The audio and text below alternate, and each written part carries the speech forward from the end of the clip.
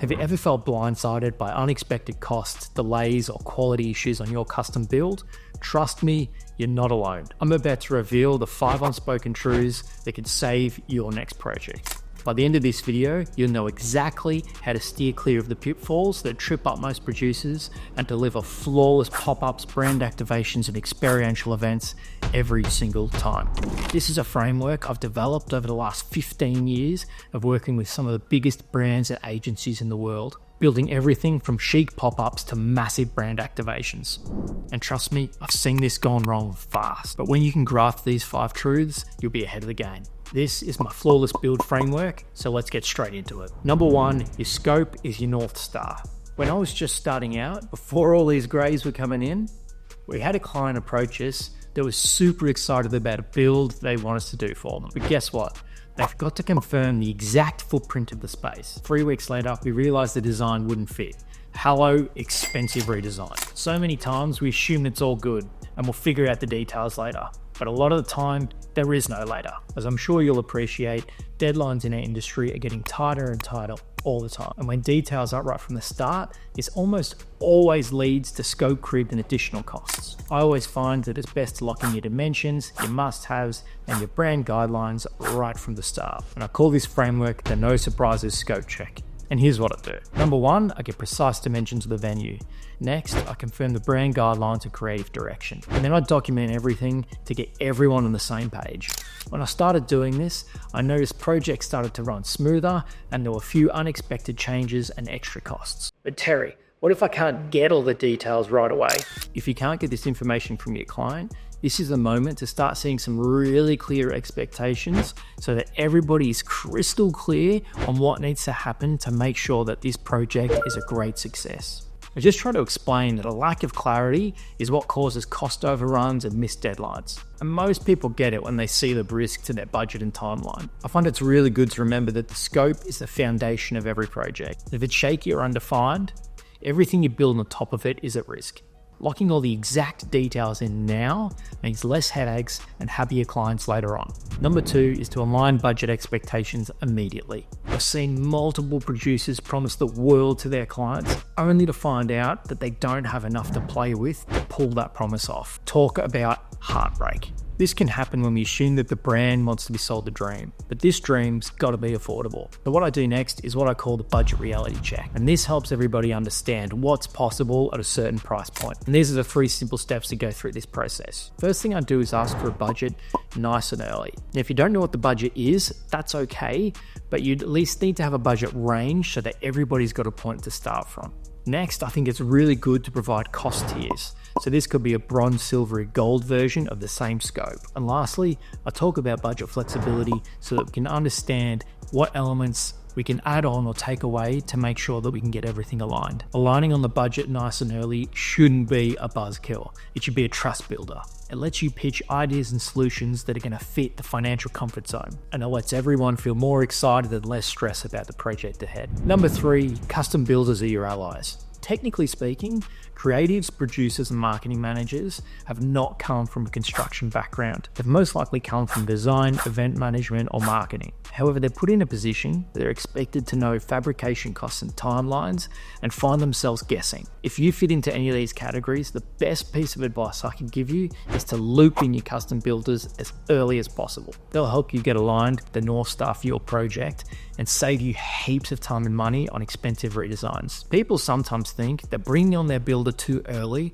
is going to limit creativity, but actually the opposite is true. Think of them as your planning partner. They'll guide you on materials, timelines, and feasibility to make sure we're steering your project in the right direction. And here are 3 ways that I found are the best ways to work with your custom builders. Set up a brainstorming session with your custom builders at the earliest stages of the concept development once you've established your initial concept sketch. Then you can discuss alternative ways to achieve this same aesthetic while making the build as cost efficient as possible. They can also help you spot where all the savings can be found in your design. And lastly, they can help you lock in an achievable timeline that everyone can work to. And I find that when clients bring us on nice and early as their creative partners, we can find cost-saving solutions that they've never even considered. Collaboration from day one is going to save you a heap of headaches and allow you to dream bigger.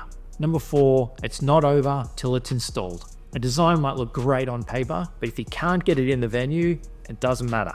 If you don't get the access information correct, you're going to find yourself in all kinds of problems. The last thing you want is to be cutting down your custom design elements because they need to fit through a small door or hallway that no one knew or even thought about. Not only is this going to cost you a heap of time during the install, but it's most likely going to damage your build elements too.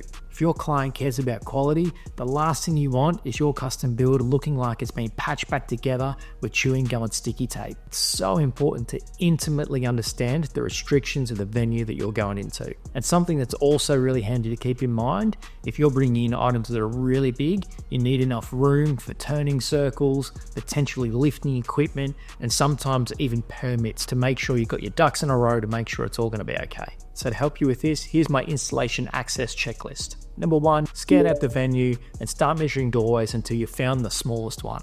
This doorway is going to be the one that dictates how everything's made. Number 2, do a walkthrough so that you can understand if there's any tight turning circles. Sometimes loading dock corridors can be really tricky to navigate through, especially in shopping centres.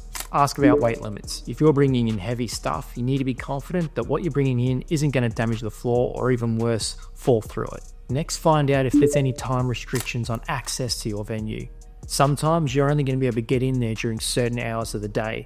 Shopping centres are another really good example of this because you can only get in there to install your stuff after trade. Next, it's really important to understand if there's any height restrictions for your delivery vehicles. The last thing you want is for your suppliers to be parked around the corner up the street and needing to walk everything into the venue on trolleys. Trust me, I've seen this happen. And finally, chances are your suppliers are going to be on site for some time and they need to know what they're going to do with their vehicles. Can they leave them in the loading dock? Is there allocated parking, or do they need to go and find parking elsewhere? I always say to my clients, if they can nail these 6 things, they're going to set themselves up for a really successful installation. Delays on site can add up really quickly, and everyone's always under the pump to meet the deadline anyway. Everything you could do to keep things running efficiently as possible is going to give you some really big wins along the way.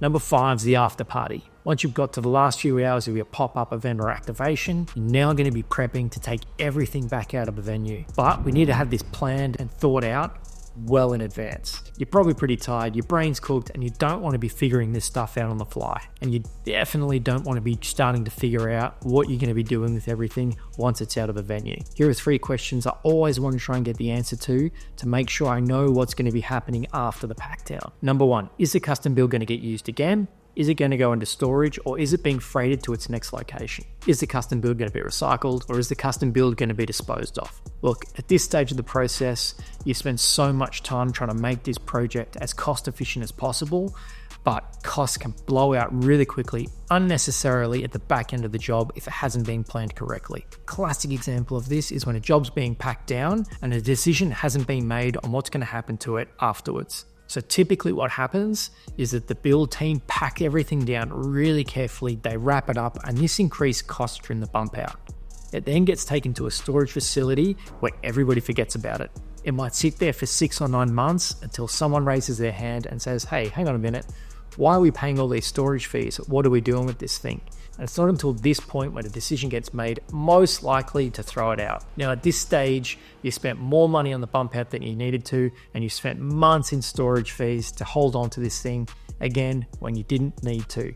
And it's a massive waste of money. So if you can figure this stuff out nice and early, you're going to find some big wins. So there you have it. They're my 5 unspoken truths producers need to grasp to execute flawless custom builds. Before we wrap this up, let's do a quick recap. Number 1, your scope is your North Star. Clarify this early. Number 2, align budget expectations immediately. The earlier you do this, the better. Number 3, custom builders are your allies. Use them as your creative partners. Number 4, it's not over till it's installed. Make sure you can get it into the venue. And number 5, the after party. Make sure you know what's happening to this thing once the party's over. I've got another video that talks you through the 5 must-ask questions when your client briefs in a new custom build. If you want to check it out, I'll put some details in the description for you. Until then, keep the awesome ideas coming, and I'll catch you in the next one.